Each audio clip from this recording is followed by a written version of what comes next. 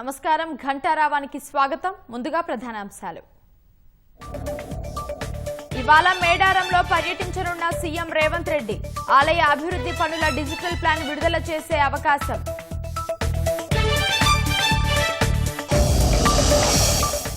మల్లోజుల వేణుగోపాల్ పై Maoist కేంద్ర committee చర్యలు. ఆయుధ సామాగ్రి పార్టీకి అప్పజెప్పాలని హెచ్చరిక.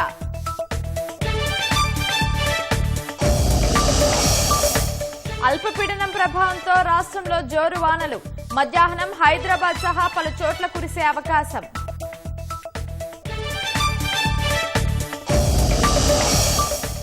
కోల్కతాను ముంచెత్తిన భారీ వర్షాలు. 5 మృతి, స్తంభించిన జనజీవనం.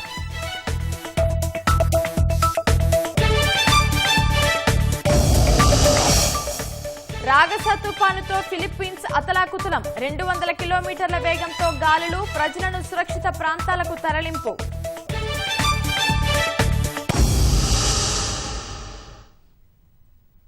కోల్కతాతో పాటు పరిసర ప్రాంతాల్లో కుండపోత వర్షం కురిసింది. ఫలితంగా జనజీవనం స్తంభించిపోయింది. పలుచోట్ల రైల్వే ట్రాక్లపై నీరు నిలిచిపోవడంతో మెట్రో సహా ఇతర రైళ్ల రాకపోకలకు అంతరాయం ఏర్పడింది. అనేక ప్రాంతాల్లో వీధులు జలమయమయ్యాయి. ఇళ్లలోకి నీరు చేరడంతో ప్రజలు తీవ్ర ఇబ్బందులు పడుతున్నారు. రోడ్లు జలమయం కావడంతో ప్రజా రవాణా స్తంభించిపోయింది. నగరంలోని అనేక పాఠశాలలు సెలవు ప్రకటించాయి. పలు విద్యుత్ సరఫరా నిలిచిపోవడంతో యుద్ధ ప్రాతిపదికన పునరుద్ధరిస్తున్నారు. ప్రతికూల వాతావరణం కారణంగా విమానాలను ఇతర ప్రాంతాలకు మళ్లించే అవకాశం ఉందని ఇండిగో తెలిపింది. పలు ప్రాంతాలలో విద్యుదాఘాతంతో 3 మృతి చెందారని అధికారులు తెలిపారు. కోల్కతాలోని గరియాకామ్ దహరి ప్రాంతంలో అత్యధికంగా 33.2 సెంటీమీటర్ల వర్షపాతం నమోదైంది. జోధ్పూర్ పార్క్లో 28.5, కాళీఘాట్లో 28, బాలిగుంజిలో 26 సెంటీమీటర్ల వర్షపాతం నమోదైందని కోల్కతా మున్సిపల్ కార్పొరేషన్ తెలిపింది. ఈశాన్య బంగాళాఖాతంలో ఏర్పడిన అల్పపీడనం కారణంగా అనేక జిల్లాల్లో భారీ వర్షాలు కురిసే అవకాశం ఉందని భారత వాతావరణ శాఖ హెచ్చరించింది.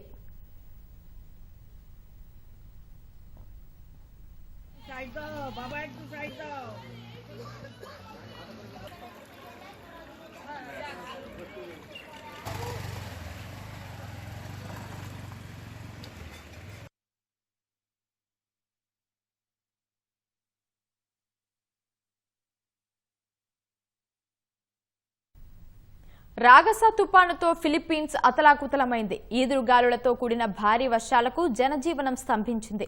ఉత్తర ఫిలిప్పీన్స్ లో తుపాను ప్రభావం అధికంగా ఉంది. వరదలు, కొండచర్యలు విరిగిపడే ప్రమాదం ఉండటంతో వేలాది మందిని సురక్షిత ప్రాంతాలకు తరలించారు. కాగయాన్ ప్రావిన్స్ లో ఉన్న ఓ ద్వీపంలో 215 కిలోమీటర్ల వేగంతో గాలులు వీచాయని ఫిలిప్పీన్స్ వాతావరణ శాఖ తెలిపింది. ఈ ఏడాదిలో వచ్చిన తుఫాన్లలో ఇదే తీవ్రమైనదని వెల్లడించింది. ప్రస్తుతం రాగస తుఫాను పశ్చిమ దిశగా కదులుతోందని పేర్కొంది. హాంకాంగ్ లేదా చైనాలో తీరం దాటే అవకాశం ఉందని తెలిపింది. రాగస తుఫాను దూసుకొస్తుండటంతో హాంకాంగ్ లో పాఠశాలలు, కార్యాలయాలను మూసివేశారు. 500కు పైగా విమాన సర్వీసులు రద్దు అయ్యే అవకాశం ఉందని హాంకాంగ్ అంతర్జాతీయ విమానాశ్రయం తెలిపింది.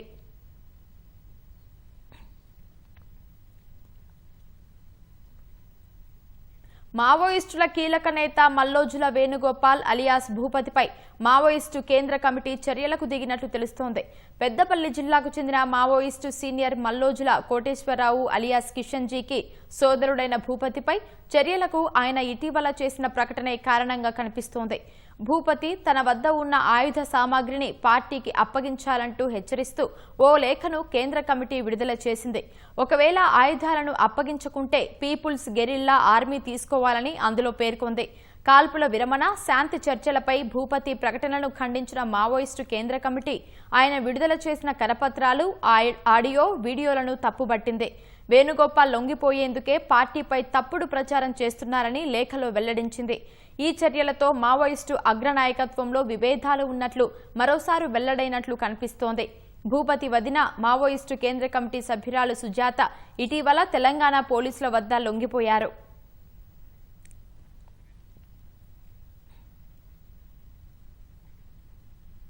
సీఎం రేవంత్ రెడ్డి మేడారంలో పర్యటించనున్నారు. మేడారం అభివృద్ధికి మాస్టర్ ప్లాన్ సీఎం ఆవిష్కరించనున్నారు. సీఎం పర్యటనకు సంబంధించిన మరింత సమాచారాన్ని మా ప్రతినిధి రవిచంద్ర అందిస్తారు. మంది ఆరాధ్య దేవతలైన సమ్మక్క సారలమ్మ చెంతకు ముఖ్యమంత్రి రేవంత్ రెడ్డి మరి కాసేపట్లో విచ్చేస్తున్నారు. ఈ ఏర్పాట్లకు సంబంధించి పంచాయతీరాజ్ శాఖ మంత్రి సీతక్క మనతో ఉన్నారు. ఆవిడని అడిగి తెలుసు. మేడం చెప్పండి, సీఎం ఎన్ని గంటలకు వస్తున్నారు, అసలు ఈ డిజైన్ల మీద ఏం నిర్ణయం తీసుకున్నారు, ఏం చేయబోతున్నారు? డిజైన్ పగడ్బందీగా మీరు ఏది చూసినా సమ్మక్క గోత్రం, సారలమ్మ గోత్రం, పగడిద్దరాజు గోత్రం, గోవిందరాజు గోత్రం, మా జంగలు, మా జీవితాలు, మా దేవుళ్ళు, మా ఇవన్నీ కూడా ప్రతిబింబించే విధంగా అద్భుతంగా తయారు చేసినాం. ఫస్ట్ మాస్టర్ ప్లాన్ ఒకటి, ఎందుకంటే అది ట్రైబల్ వెల్ఫేర్ నుంచి ఆ గద్దెల చిన్న గద్దెల కదలిక, గోవిందరాజు పగడిద్దరాజు కదలిక తర్వాత అది కూడా పూజార్లతో మేము 3 నెలల నుంచి డిస్కషన్ అయిన తర్వాత పూజార్లు మళ్ళీ వాళ్ళ పెద్ద పూజార్లను చూపించుకొని వాళ్ళకు వాళ్ళు చెప్పడం జరిగింది, అవన్నీ పాటించిన తర్వాతనే చేయాలని. ఈరోజు కూడా డిజైన్ ఓపెనింగ్ చేయడానికి పూజార్లతో కలిసి దర్శనం చేసుకొని అదేవిధంగా మరి ఆ డిజైన్ వాళ్ళకి సమ్మతమేనా కాదా అని అన్ని రకాలుగా అగ్రిమెంట్లు, సంతకాలు అవన్నీ తీసుకున్నాం. మళ్ళీ ఒకసారి ముఖ్యమంత్రి గారు కూడా పూజార్లతో కలిసి వాళ్ళతో డిస్కస్ చేసి ఆ తర్వాత పబ్లిక్ సమక్షంలో ఎదురుగా చిలకల గుట్ట మీద సమ్మక్క కొలువై ఉంది. 2 ఏళ్ళకు ఒకసారి మళ్ళీ గద్దెల మీదకి వచ్చే ఘట్టం రాబోతుంది. అటు ఎదురుగా నిలబడి ఇటు వెనుక మరి మన గద్దెల గుడి ఉంది, మధ్యలో ప్రజల మధ్యలో నిలబడి ఇదంతా ఆవిష్కరణ జరగబోతుంది. దాంట్లో ఏ మార్పులు చేర్పులు ఉన్నా కూడా పూజారులు చెప్పిన ప్రకారం మేము నడుచుకుంటున్నాం. అంటే ఆదివాసీ సంప్రదాయాలకు ఎలాంటి భంగం రానియకుండా ప్రధానంగా దానికి మీరు చూస్తే ఎక్కడ ఆదివాసీ సాంప్రదాయం ఎక్కడన్నా మిస్ అయిందా చెప్తే కూడా మేము స్వీకరించడానికి సిద్ధంగా ఉన్నాం. ఎక్కడా మిస్ కాదు. ఒకవేళ ఇంకా మా వాళ్ళు చూసిన తర్వాత వేరే వేరే జిల్లాల నుంచి వేరే వేరే కాడ నుంచి కూడా ఇంకెవరైనా చెప్పినా కూడా స్వీకరించడానికి సిద్ధంగా ఉన్నాం. ఒకసారి ఈ మార్పుల తర్వాత ఎలా ఉండబోతుంది సార్ మేడారం? చాలా అద్భుతంగా ఉంటుంది. చాలా ద్వారాలు పెద్దగా చేస్తున్నాం, గుడి పెద్దగా అవుతుంది, క్యూ లైన్లు కూడా, అంటే దర్శనం కూడా అందరు దేవుళ్ళు దర్శనం కావాలి. ఇప్పుడు ఇటు నుంచి రైట్ సైడ్ నుంచి వచ్చే భక్తులకు అటు పగడిద్దరాజు గోవిందరాజు దర్శనం అవుతలేదు. ఇప్పుడు ఆ గద్దెలు కూడా ముందుకు రావడంతో ఇటు అటు మంచిగా దర్శనం, అన్ని దేవుళ్ళ దర్శనం అవుతుంది. సో ఆ దర్శన భాగ్యం పబ్లిక్ కల్పించాలి. పూజారులకు కూడా పూజలు చేసుకుంటా వాళ్ళకంటూ ఒక వే ఇస్తున్నాము. వాళ్ళ మధ్యలో డిస్టర్బ్ కావద్దు భక్తులు, అప్పుడు కూడా జాతర అప్పుడు అవన్నీ జాగ్రత్తలు తీసుకొని చేస్తాము. ఎప్పటిలోపు ఈ పనులన్నీ పూర్తవుతాయి మేడం? ఎందుకంటే 100 రోజుల మిషన్, 100 days ఖచ్చితంగా చేయాలని సంకల్పం పెట్టుకున్నాం. ఆ సమ్మక్క సారలమ్మ దీవించాలని మనస్ఫూర్తిగా దేవుళ్ళని మొక్కుకుంటాను. వాళ్ళకి జరిగే పట్టాభిషేకం అనుకోవచ్చు ఇది. కాబట్టి ముఖ్యమంత్రి ఎన్ని గంటలకు రానున్నారు? 12:30 వరకు ఇక్కడ ఉంటారు. పొంగులేటి గారు వస్తారు, శ్రీధర్ బాబు గారు, కొండ సురేఖ, అడ్లూరు లక్ష్మణు, అదేవిధంగా పొన్నం ప్రభాకర్ గౌడ్ గారు, వేం నరేందర్ రెడ్డి గారు, వీళ్ళందరూ వస్తున్నారు. ఇంకా కూడా మా ఎంపీలు, మా ఎమ్మెల్యేలు, మన ఇక్కడ మా ట్రైబల్ ఎమ్మెల్యే, ఆదివాసీ ఎమ్మెల్యేలు, మిగతా లోకల్ జిల్లా, మా వరంగల్ జిల్లా అందరు ఎమ్మెల్యేలను ఆహ్వానించినాం, ఎంపీ గారిని ఆహ్వానించినాం. వారందరూ కూడా వస్తారు. మేడం, ఇదే మొదటి నుంచి కూడా మీరు మేడారం శాశ్వత కట్టడాలు ఉండాలి భక్తుల కోసం అన్నారు, అలాగే చేస్తున్నారు. ఈ జాతర కల్లా ఎంతవరకు వచ్చింది? అలాగే ఈసారి జాతరకు ఎలాంటి సదుపాయాలు ఉంటాయి? వాస్తవానికి కొన్ని కట్టడాలు అనుకున్నాము, ఆ షెడ్స్ ఇట్లా వేయించినాము పర్మనెంట్గా. అంతకుముందు తడకలు ఉండేది, కిందికి ఉండడంతో ఆ లైన్లలో ఇబ్బంది పడేది భక్తులు. సో అదంతా కూడా మేము షెడ్స్ వేయిస్తున్నాం. ఈలోపు మాకు ఈ మాస్టర్ ప్లాన్ కోసం 2 నెలలు దాదాపుగా ఇంకా కొన్ని పనులు ఆగిపోయినాయి. ఈ రోజు వచ్చిన తర్వాత మార్కింగ్ చేస్తారు. మార్కింగ్ బట్టి ఇంకా బయట అంతా టెండర్లు ఇట్లా అన్ని పనులు అయిపోతున్నాయి.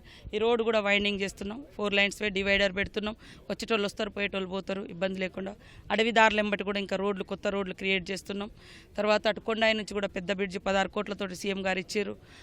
ఇటు నాగారం చిన్నబోయినపల్లి నుంచి ఇట్లా ఊరట్టం వచ్చే అటు కూడా ఇస్తున్నాం. ఇటు కాలువపల్లి, అటు మంతిని, మాదేపూర్ నుంచి వచ్చే వాళ్ళం కూడా ఇటు ఊరట్టం దాకా తీసుకురావడానికి రోడ్లు డెవలప్ చేస్తున్నాం. జంపన్న వాగును డెవలప్ చేస్తున్నాం, స్నానఘట్టాలు ఇంప్రూవ్ చేస్తున్నాం. జంపన్న వాగు కూడా ఆ వాగును రెనోవేషన్, అంటే మంచిగా టూరిజం డెవలప్మెంట్ చేయడం కోసం అవి చేస్తున్నాం. రోడ్లు ఎక్కువ ఇచ్చినాం, ఇంటర్నల్ సీసీ రోడ్లు, డ్రైనేజ్ కూడా ఇచ్చినాం 4 కోట్లతోటి. ఎక్కడ పడితే అక్కడ నీళ్లు పోకుండా ఇవన్నీ చేయడం జరుగుతుంది. మీ హయాంలో ఇవన్నీ జరుగుతుంది, ఎలా అనిపిస్తుంది? అదృష్టం.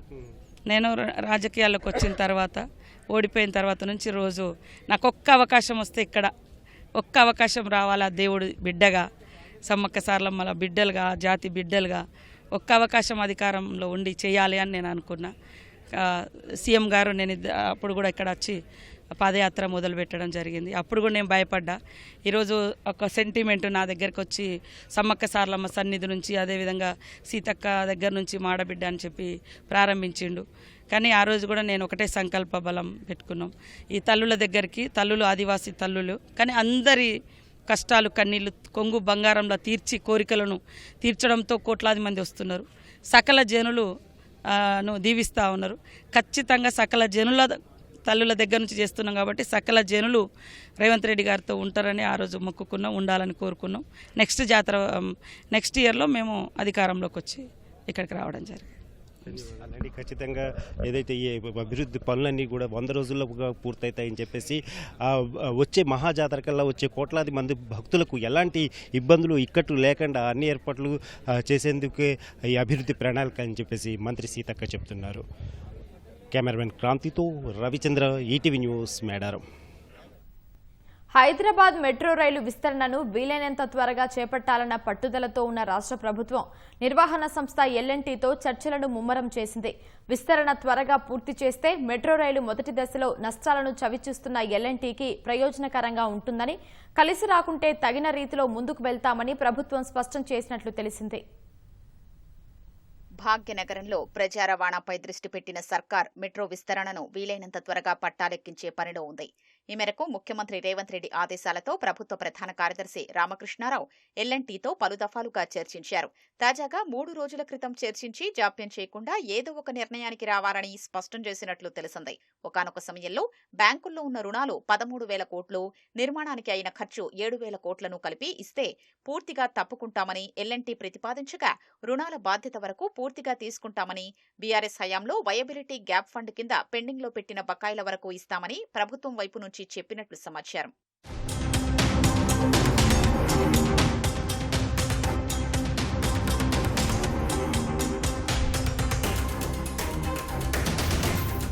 మొదటి దశ నిర్వహణతో పాటు రెండో దశలోనూ కొంత భాగాన్ని ఎల్ఎన్టీ చేపట్టారన్న ఆలోచనతోనే ప్రభుత్వం ఉందని, పెరుగుతున్న ట్రాఫిక్ అవసరాల్ని పరిగణలోకి తీసుకుని 3 ఏళ్లలో రెండో దశను పూర్తి చేయాల్సి ఉందని, దీనికి సహకరించాలని సీఎస్ సూచించినట్లు తెలిసింది.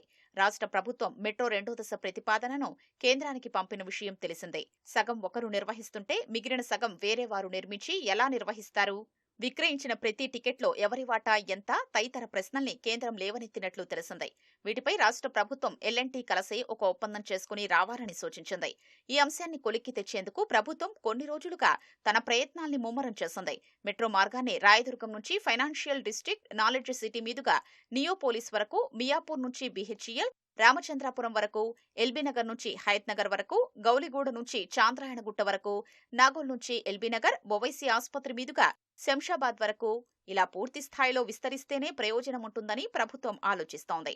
ప్రస్తుతం ఉన్న మెట్రో రైలును పరిగణలోకి తీసుకుంటే ప్రజలు చివరి పాయింట్లో దిగి ముఖ్యమైన ప్రాంతాలకు ఆటోలు, ఇతర వాహనాల్లో వెళ్లాల్సి వస్తోందని, రెండో దశ పూర్తి చేస్తేనే పూర్తి స్థాయిలో ప్రయోజనం ఉంటుందని భావిస్తోంది.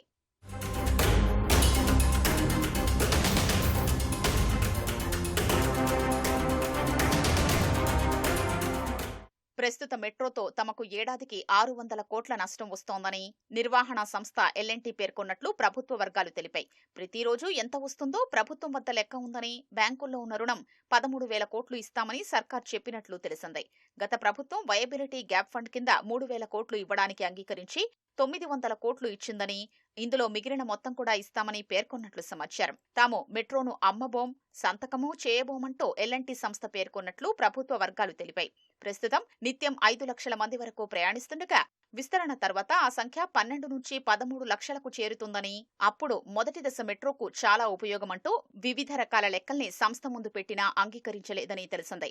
మొదటి దశ మెట్రోకు 9% వడ్డీతో బ్యాంకుల నుంచి రుణాలు తీసుకున్నారని, ప్రస్తుతం 4% వడ్డీతోనే తీసుకోవడానికి అవకాశం ఉన్నందున 3 ఏళ్లలోనే లాభాల్లోకొస్తుందని ఒక సీనియర్ అధికారి అభిప్రాయపడ్డారు. ఎల్ఎన్టీతో ఒక అంగీకారానికి వచ్చి ముందుకు వెళితే తప్ప కేంద్రం సానుకూలంగా స్పందించే అవకాశం లేకపోవడంతో వీలైనంత త్వరగా పరిష్కారం కనుగొనేందుకు ప్రభుత్వం చర్చల్ని ముమ్మరం చేసినట్లు సంబంధిత వర్గాలు తెలిపాయి. రంగారెడ్డి జిల్లా పెద్దకుంట్లూరులోని శ్రీ భాగ్యనగర్ కాలనీలోని ఇళ్లలోకి భారీగా వర్షపు నీరు చేరింది. ఓ ఇంట్లోకి నీరు చేరడంతో 2 వృద్ధులు, ఒక మహిళ వరదలో చిక్కుకున్నారు. పోలీసులు, మున్సిపాలిటీ సిబ్బంది, హైడ్రా అధికారులు జేసీబీ సహాయంతో వీరిని బయటికి తీసుకువచ్చారు. 20 రోజులుగా ఇవే ఇబ్బందులు ఎదుర్కొంటున్నామని బాధితులు ఆవేదన వ్యక్తం చేస్తున్నారు.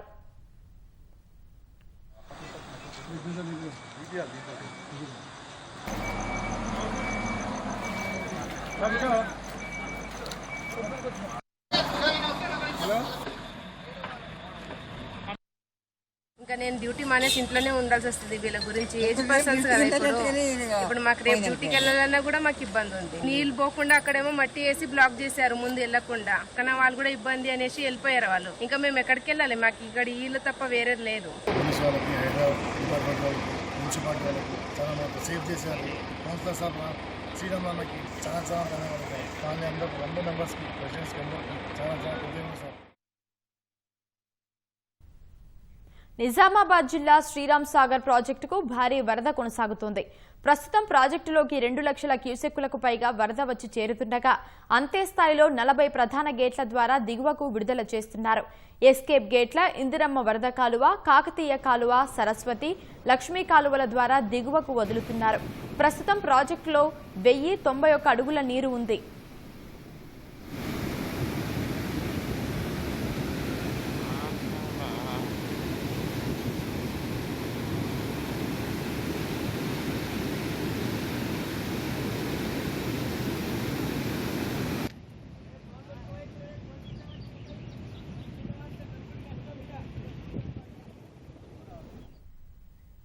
మెదక్ జిల్లా చేగుంట మండలం ఇబ్రహీంపూర్ గ్రామంలోని మదర్సాలో 10 మంది విద్యార్థులు అస్వస్థతకు గురయ్యారు.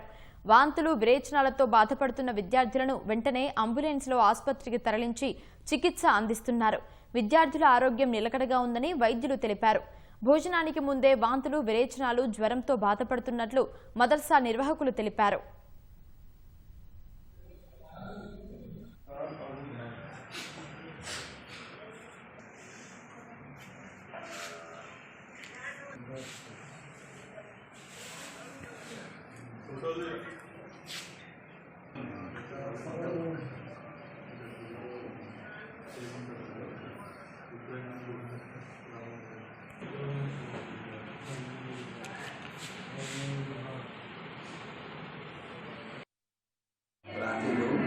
వెంటనే ఆంబులెన్స్ తీసుకుని రామన్పేట దవాఖానకి వచ్చినాం.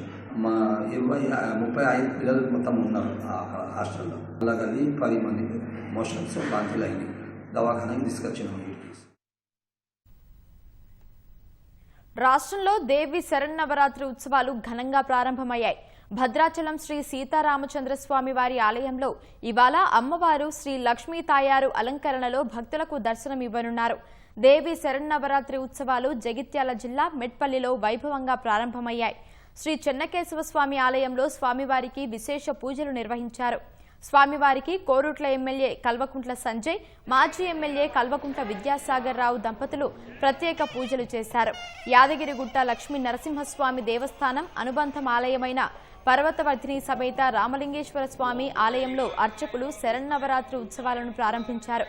విఘ్నేశ్వర పూజ, స్వస్తివాచనం, బుద్విగ్గవనం పూజలతో ఉత్సవాలు ప్రారంభం కాగా ఆలయ ఈవో వెంకట్రావు, అర్చకులు, అధికారులు, భక్తులు పాల్గొన్నారు.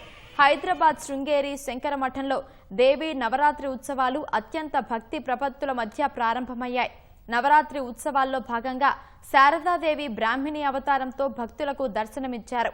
నగర నలుమూలల నుంచి పెద్ద ఎత్తున భక్తులు తరలివచ్చి అమ్మవారిని దర్శించుకున్నారు.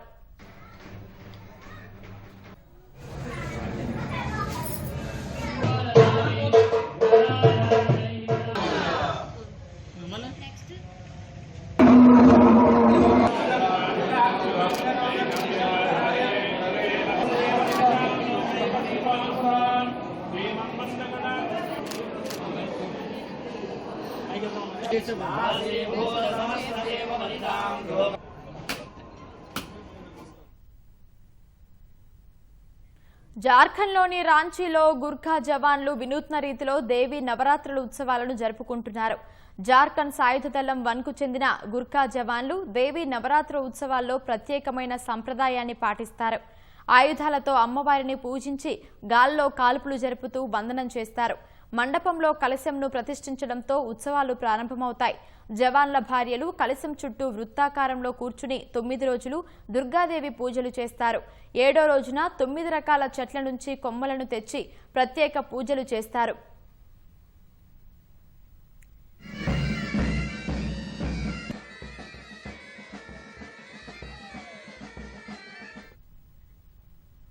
ఢిల్లీలో మంత్రి ఉత్తమ్ కుమార్ రెడ్డి మాట్లాడుతున్నారు. ప్రత్యక్ష ప్రసారం ద్వారా చూద్దాం. తెలంగాణ వాదనలు తెలంగాణ రాష్ట్రానికి కృష్ణా నదీ జలాల్లో రావాల్సిన వాటా సమర్థవంతంగా మరి వినిపించడానికి మరి నేను కూడా హియరింగ్స్ అటెండ్ అవుతున్నాను. తప్పనిసరిగా కృష్ణా నదీ జలాల్లో తెలంగాణ రాష్ట్రానికి ఫేర్ షేర్ రావడానికి మేము అన్ని విధాలుగా గట్టి ప్రయత్నం చేస్తున్నాం. నిజామాబాద్ జిల్లా కోటగిరి మండల కేంద్రంలోని వర్షానికి ఓ ఇంటి గోడ కూలి 2 మృతి చెందారు. మహేష్ తో పాటు నెల వయసు ఉన్న ఆయన కుమార్తె మృతి చెందడం తీవ్ర విషాదం నింపింది. మహేష్ భార్యకు గాయాలు కావడంతో ఆమెను ఆసుపత్రికి తరలించారు. మహేష్ కుమార్ ఇంటి పక్కనే శిథిలావస్థలో ఉన్న రైస్ మిల్ గోడ కూలి ఇంటిపై పడటంతో ఈ ఘటన చోటు చేసుకుంది. ఈ రైస్ మిల్లును తొలగించాలని యజమానికి పలుమార్లు హెచ్చరించినా తీయకపోవడంతోనే ప్రమాదం చోటు చేసుకుందని స్థానికులు ఆగ్రహం వ్యక్తం చేశారు.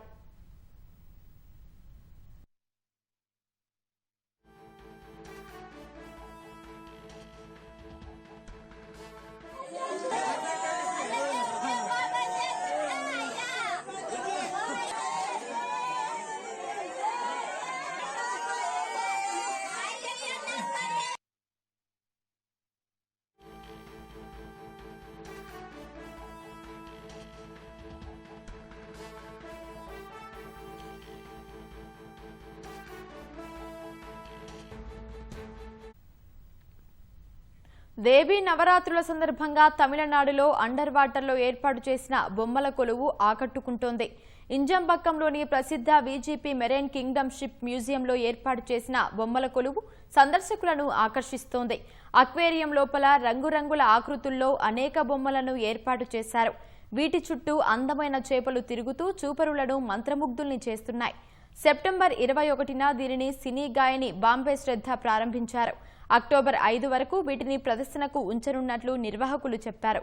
ఈ మ్యూజియంలో దాదాపు 5,000కు పైగా చేపల జాతులు ఉన్నాయి.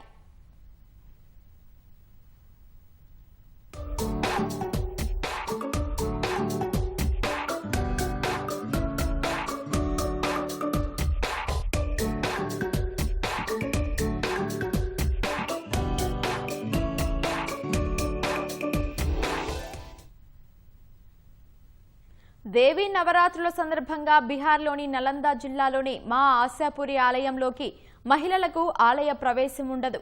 పురుషులకు సైతం గర్భగుడిలోకి ప్రవేశం నిషేధం ఉంటుంది. గోసరావ గ్రామంలోని ఈ ఆలయంలోకి దేవీ నవరాత్రుల సమయంలో మహిళల ప్రవేశం నిషేధించే ఆచారాన్ని వందల ఏళ్లుగా పాటిస్తున్నారు. ఆ సమయంలో గ్రామంతో పాటు ప్రజలు సుఖశాంతులతో వర్ధిల్లాలని అమ్మవారికి ప్రత్యేక తాంత్రిక పూజలు నిర్వహిస్తామని పూజారులు చెబుతున్నారు. ఏడాదిలో నవరాత్రులు మినహాయించి అమ్మవారికి తాము మొక్కులు చెల్లించుకుంటామని ఆ గ్రామ మహిళలు చెబుతున్నారు. కొన్నేళ్లుగా వస్తున్న ఆచారాలను సంప్రదాయాలను గౌరవిస్తూ నవరాత్రుల సమయంలో ఆలయానికి తాము వెళ్లబోమని తెలిపారు.